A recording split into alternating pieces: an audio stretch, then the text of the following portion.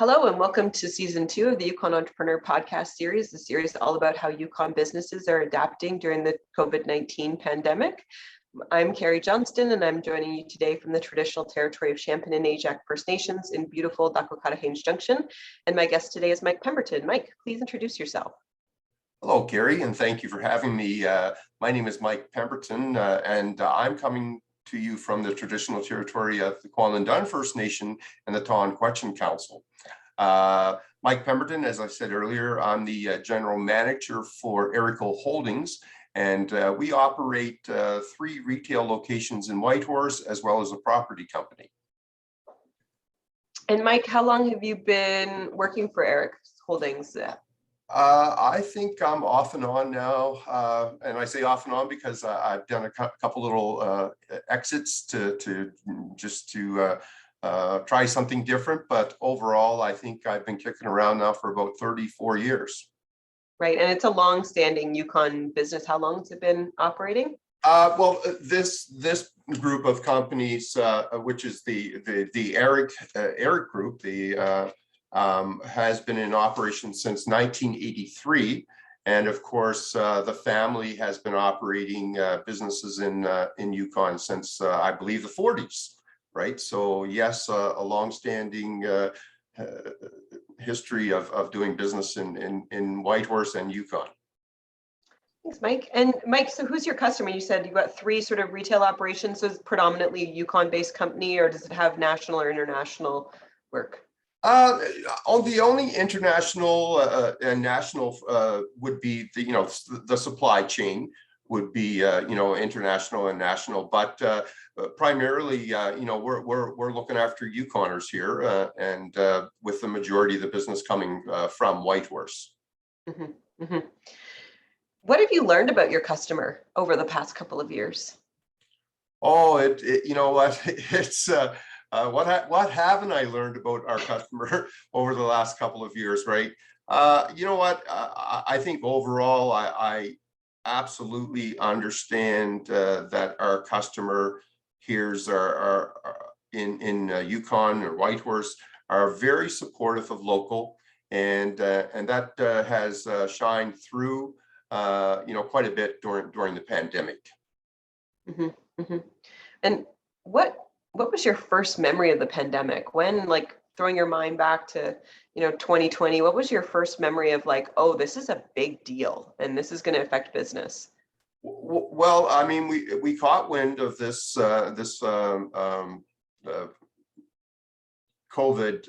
I think we were actually on a trip for work. We were in Las Vegas for the annual furniture market, and there was rumblings at that time, and that would have been late January. There were rumblings about this COVID, and you never really quite pay attention. It's there, but it wasn't right in front of our face. But if I were to look back, I would say the first real shock to myself was when we were called together, because at the time I was the chair of the Whitehorse Chamber of Commerce, and we were called together for the cancellation of the Arctic Winter Games. And that was the first time that I went, oh wow, this is serious, right? So if they're canceling something so important as the Arctic Winter Games, we're in for something here. Mm-hmm. Which of the public health measures have been the most challenging for you to navigate operating your businesses? I think the fear in the community slowed us down. I think that, if I were to nationally, the sector in all categories that I deal with, we're very strong. I didn't see it here in Whitehorse. I did see some major growth in some sectors because people weren't traveling. But I mean, we were able to maintain. The biggest health factor, I think we were quite lucky because we didn't have to deal I mean, we were very quick in putting our protocols together at all the stores, and having something written for protocols that the team could follow, and to do everything as quickly as possible for the protection of our staff members and our management, as well as the customers at large. And overall, I think we were very fortunate that we didn't have a lot of pushback from our customers, and I don't want a mask, or I don't want to do this, or I don't want to, I don't believe in this. I didn't see a lot of that in our stores. I know that some of our businesses locally did experience, probably more of that. But as far as I was concerned, I didn't see a lot of it, right? So I'm quite pleased with that part of it. Mm-hmm. We've all had to kind of adapt to this new sort of normal that the pandemic's brought to us. What adaptations have you seen in your business that you're most proud of? Well, up until a couple of weeks ago, we hadn't had anyone actually affected with COVID on our team, and I was quite happy with that. And I'd like to attribute that to the protocols that we did put in place, and that we were monitoring and watching over all, and making sure everyone was safe. So up until a couple of weeks ago, we weren't impacted by the actual COVID, as far as having to have people on isolation leave. Mm-hmm. Mm-hmm. And so what have you learned about your business model over the last couple of years? Well, prior to the pandemic, what we recognize is that the digital retail world, and how important the digital retail world is. We're a little protected in some of the categories that we do, because on the furniture side of things, like, people really like to touch and feel before they purchase, and even though some people do buy furniture online, I think the majority of people like to actually touch and feel what they're buying, right? But if you're not online, you're not really given that shut in an opportunity to shop with you. And so we were fortunate enough that we had a website that was not completed, but was being worked on, that when this happened, we just pulled the trigger on it and said, you know what, finished or not, let's get it out there, so we at least have something in the market, right? So, and we now have, we're putting more emphasis on that digital place. And I think that's important, not only for our businesses, but I think as a whole, I think, Whitehorse needs to, Whitehorse businesses need to realize how important that digital presence is, because you get overlooked if you're not there, right? So we're still, putting quite a bit of focus and concentration into getting that where it should be. And I'd like to say it's easy, but it's not, because we're dealing with a number of national and international suppliers, and getting that information, and then trying to the pricing is so different when you're dealing with the same products as a company may be in a primary market like Edmonton or Vancouver, but of course we have a freight component that is much greater than those locations. So, but we work with some very strong marketing and buying groups that are very helpful and guide us through to the place that we need to get to. You mentioned earlier as well, supply chain. What have you learned about supply chain challenges over the last couple of years? Well, I'll start by saying that it's absolutely been the worst 2 years of my life in the retail sector. I have never experienced anything like this. It is very difficult to manage inventory. It's difficult to commit to time, estimated arrival times. And we learned very quickly at this location, in all our locations, that we absolutely cannot overpromise and underdeliver. And it really came to a point where we had to say, I don't know, I can't give you an exact time, but and the consumer always wants to know when they're, when they invest into something, when they're going to actually get the gratification from getting that product. But it really came to a point where we had to say, we don't know. The best thing I can tell you is, like, get your order in, get in the queue so I can manage, the orders. And I have spent a great deal of my day, every day, tracking inventory and trying to get it here on time. I mean, you try as a retail operation to run inventory just in time.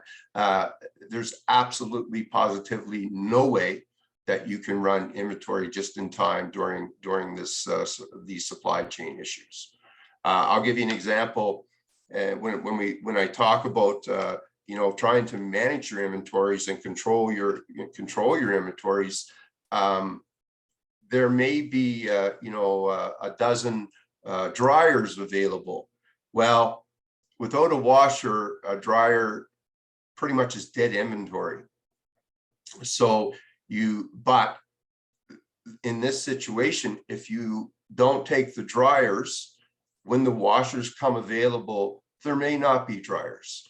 So you have to carry inventory that you normally wouldn't carry, just to make sure you have something in the future, and that's, we do a fair bit of contract business with our local builders, and managing that has been a challenge, to say the least. That's super interesting. I never even thought about the need to have washers and dryers paired up together, but it makes sense, and I can see how challenging that would be. Yeah, and it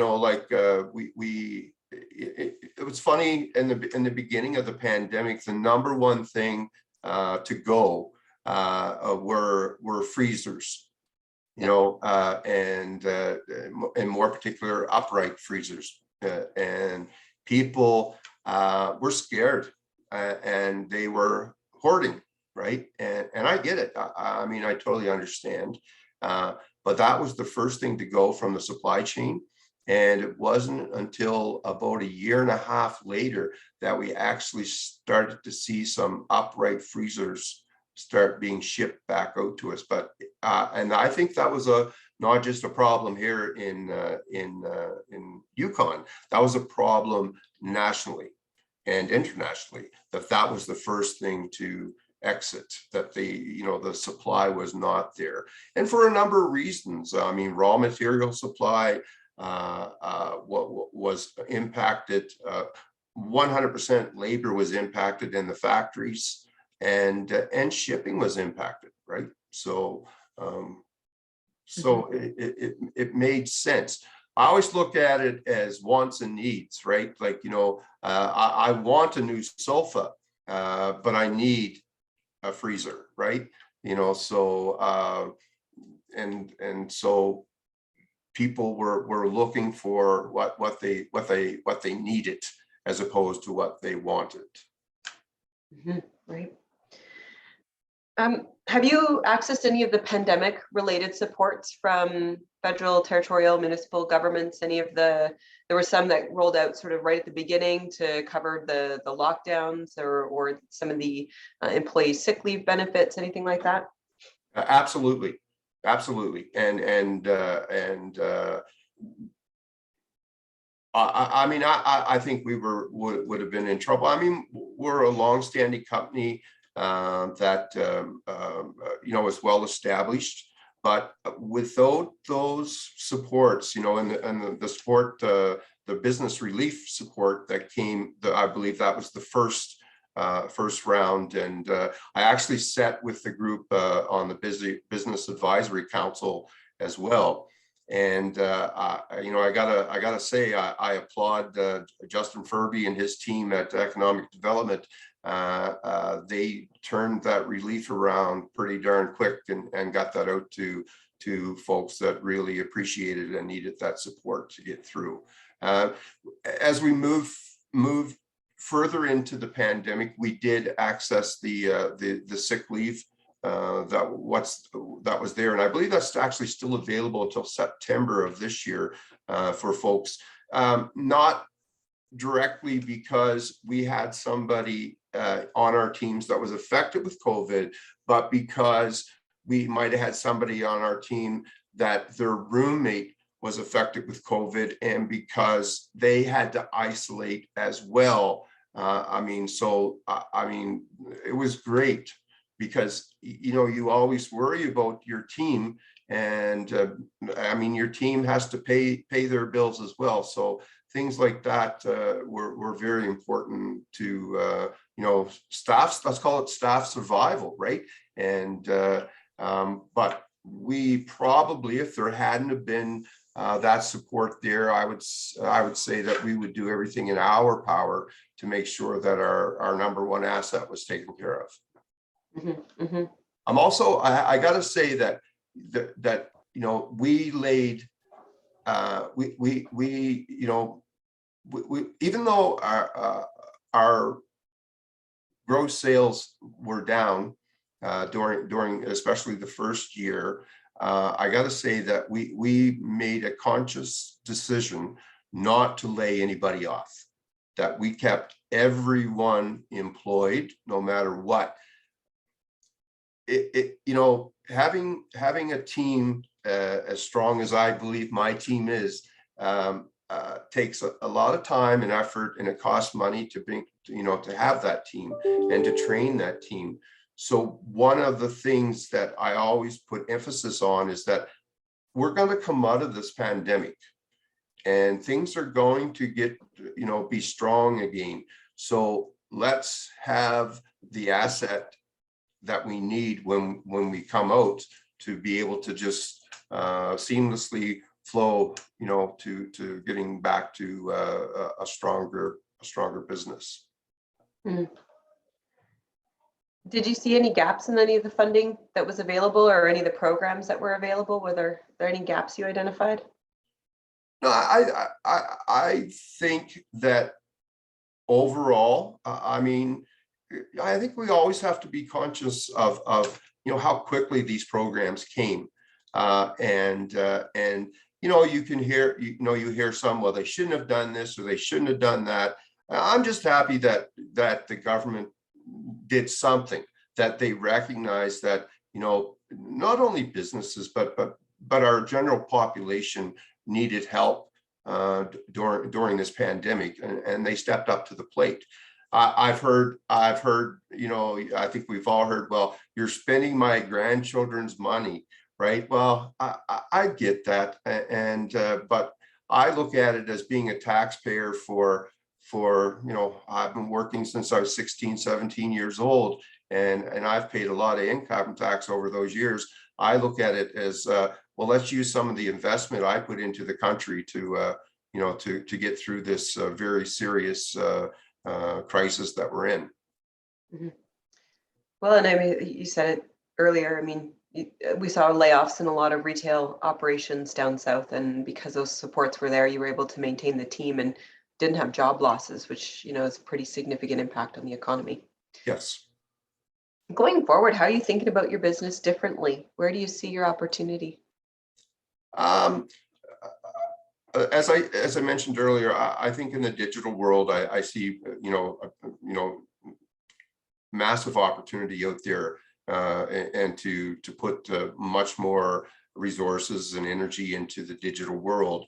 I think we need to identify right away, though, that this supply chain issue is not back to normal. It is not back to normal, nor do I see it coming back to normal in 22. And quite honestly, I don't see it coming back, early 23. Like we are going to be in a supply chain issue that is going to drive cost up.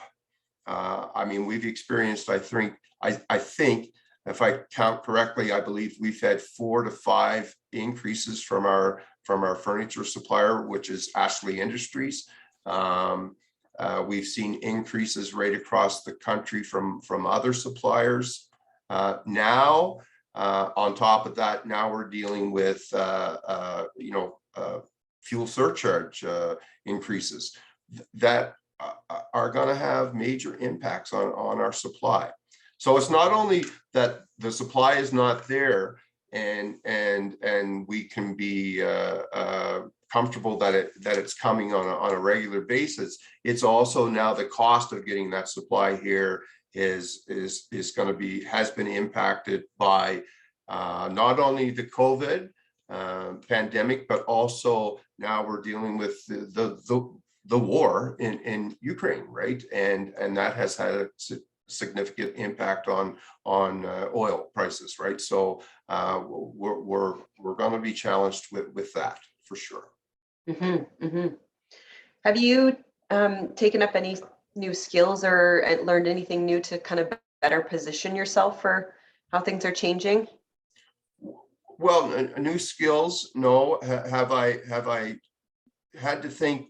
I mean, I've always thought of myself as a little bit out of the box thinker, but I think I've had to focus a little bit more out of the box, and then how do we build back?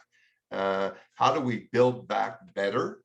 And I think that's important. Like, during the downtime, I guess if you were to try to look at the positives during the downtime, during the pandemic, I would say, okay, well, now's an opportunity for us to train more. Now is an opportunity for us to do this. Now is an opportunity to work on issues that we've sort of ignored.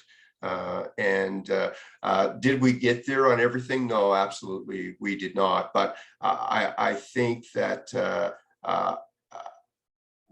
I've recognized that, the amount of emphasis that you put on your staff is ultra important, and the training is ultra important. So I've sort of come up with a new model and say, like, my whole premise right now is to train and retain. I need to train and retain, right? As you're aware, Carrie, retail has always been a springboard for other jobs for individuals, and I think that's wonderful. I think that's great. That and it's nothing I think inspires me more than I see someone who has spent some time with me and has an opportunity to jump to another job and build a life in our community, and I think that's something that's important to me. It's important that the individual that has worked with us, that they've decided to stay in our community, but maybe we're not at the scale of wage that they need to live here. So to jump to, and that doesn't necessarily always have to be government, because people think it's always government, but it's not always government. There are other businesses in Yukon besides government that pay better than a retail position would pay, and will allow them to build a life in Yukon, and that's something that always brings a nice smile to my face when that happens. Mm-hmm. Leadership is inherent in all that you do as a business owner. What are you learning about leadership over the last couple of years? Patience, you know, you got to have patience. You know, people, has it impacted people's attitudes, the pandemic? Yeah, I believe it has, right? And I think that, even though my wife will argue this, that I feel I'm a pretty patient guy. I also, I'm a pretty demanding individual, like, from my team. But I've had to learn patience. The more patience, the better, right? Don't let it get to you. Don't let it, bring you down. Don't walk away when you have an opportunity to talk. Keep teaching. Keep teaching. Just stay strong. Stay the course, and we will all get through this. Any, or sorry, as we, do the work of sort of rebuilding our economy and sort of emerging from this pandemic, what are you paying close attention to for the Yukon's economy over the coming years? Well, I think the fact that, that our economy had during the pandemic had GDP growth is pretty amazing. I think that the fact that currently we have 3 operating mines, and we've gotten to that place by being respectful with our First Nations for, I think, maybe for the first time in Yukon's history, that, we've been able to have private sector operate on traditional territory and grow and be happy with that growth. Obviously we're going to deal with challenges, and now I believe we have some more mines that are in the works, and this is the spin-off from this private industry, from these private industries like mining. It has a major impact on our business. Like, the spin-off is incredible. It's also, and don't get me wrong, I respect the amount of government workers that are here that invest, buy and support local businesses. I absolutely do. But now we're talking about having, more mining than we've ever had. And I know that spin-off is there. So with this growth, and as you're aware, the housing, the housing has gone through the roof, and I'm happy for that. I supply appliances, and I supply furniture, and now we've just got to work towards getting that supply at a place where our young people can afford to get into a home and establish a life here in Yukon. Mm-hmm. Any advice for emerging entrepreneurs? Well, pre-pandemic, Whitehorse was the #1 place to open a business in Canada. I don't know where we sit with that right now. I haven't heard. I know Whitehorse is the fastest growing community in Canada right now, and I believe that we will be the #1 place to start a business in Canada in the very near future.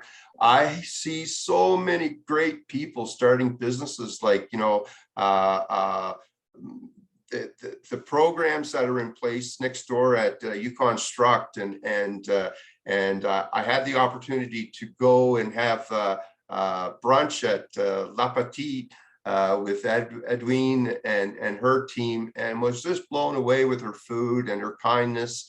And she's just a great example of let's get a new business started, and something that's unique to Yukon. Somebody told me the other day that there's a new keg coming to town.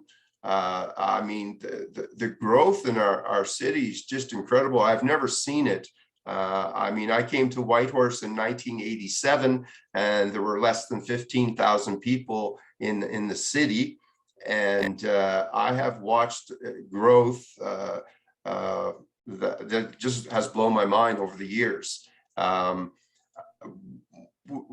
But let's not forget that we still are a small community. Let's not expect what's not there. And because we even though we're growing quite quick, let's not lose that that mystery and that magic that made us stay here. I mean, really, I had no intentions of staying in Yukon when I came here, but I was bitten by it. I fell in love with it, and let's not lose the reason why we came here. And I always say to myself and to some of my friends, I go, hey, never forget where you came from, and respect and enjoy what Yukon is able to give to you, right? So, and I think that's an important mantra for people when they wake up in the morning, right? That we live in a very beautiful place that that maybe there sometimes we don't have exactly what you're looking for on that day. But the best way to deal with that is just ask one of your local retailers. If you were to come to me and ask me, hey, I'm looking for this, and I can, if I can't find somebody locally that can give that to you, I will definitely do some research and try and find it for you. Mm-hmm. Mm-hmm. Any major sort of shifts in your worldview as a result of the pandemic, ways you're looking at things differently now? Yeah, definitely. I never thought that I would see anything like this in my life. I mean, I was taken back, blown away, whatever you want to say, how you want to put it. Things like this could happen any day. Let's not just move forward, but let's move forward with being prepared for maybe there's a next time, right? I'm so disappointed in the Russian occupation of Ukraine, even though I absolutely realize there's wars going around the world in a lot of countries, most of which are within their own countries, like people fighting for their rights, or their freedoms, or their own political views. But this occupation by Russia into Ukraine has it's really it bothers me, right? I know it bothers a lot of people, right? Like, this has been a terrible situation, and we as a business community, and us in particular, we have to be ready for what could happen next within the world, within our own little piece of the world. Mm-hmm, mm-hmm, mm-hmm. What's been keeping you grounded through all this? What's been keeping you well and sane? My wife. My wife, without a doubt. Make sure you're wearing your mask, make sure you're doing this, make sure you're doing so yeah, I attribute a lot of that to my wife. She keeps me grounded and make sure that I'm doing everything that I should be doing to keep myself, to keep my teams, to keep our family safe.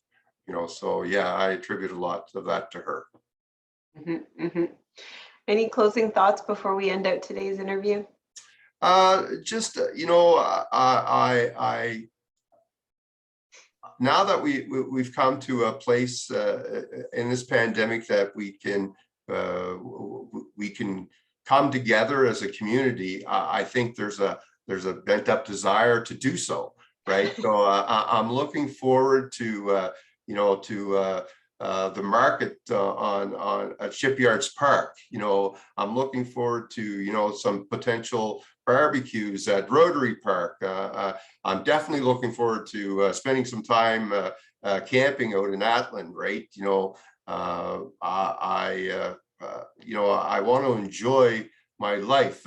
You know, I'm aging. And I want to make sure that every waking moment is spent with some enjoyment, whether that be at work. I mean, I've been so fortunate, so fortunate in my life that I've never had a job I didn't want to go to, right? And I have to applaud that, because I know a lot of people are clock watchers, and I'm definitely not a clock watcher. I enjoy my day. I love talking to people, right? So, and you and I have had lots of conversations, and I really like to talk to people, see how they're feeling, and more than anything, make sure that they're all right. Mhm. Mhm. Well, thank you, Mike. Thanks for all that you do and for keeping the businesses going through such a hard time. Take Carrie, care. always a pleasure. Take care.